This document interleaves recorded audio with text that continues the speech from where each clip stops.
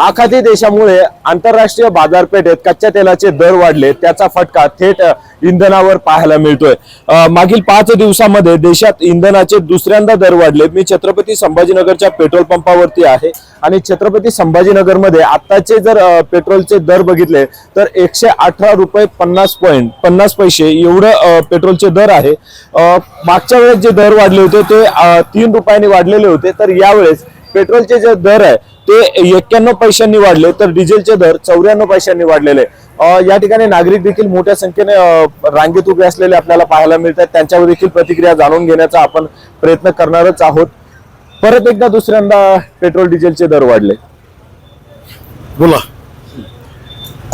Petrol दर वाढील काहीतरी तोडगा काढा साहेब, कारण की आंतरराष्ट्रीय तो सोडा, पण आपलं बघा, आपण आता काहीतरी करता येईल तेवढं, काही करता येईल तेवढं करा। खिशाला कात्री बसते, बजेट कोलमडते। खिशाला एक 15 ते 20 रुपयाची कात्री प्रत्येक दिवसाला लिटर मागे बसते, तर याच्यावर काहीतरी म्हणजे परिणाम तर प्रत्येक नागरिकावर होतोय।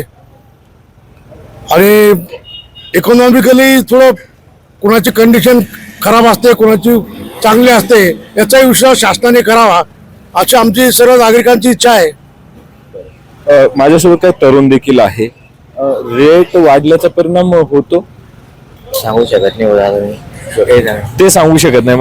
माझ्यासोबत अजून काही तरुण आहेत। रेट वाढल्याने खिशाला कात्री बसते? मग बसली का तरी हे वाढायला नव्हतं पाहिजे रे। दुसऱ्यांदा 5 दिवसात रेट वाढले, सरकारला काय आवाहन करा? ऐकायला याचा आव्हान कारण का रेट कमी करा। नक्कीच आपण नागरिकांच्या या संमिश्र प्रतिक्रिया पाहिल्या।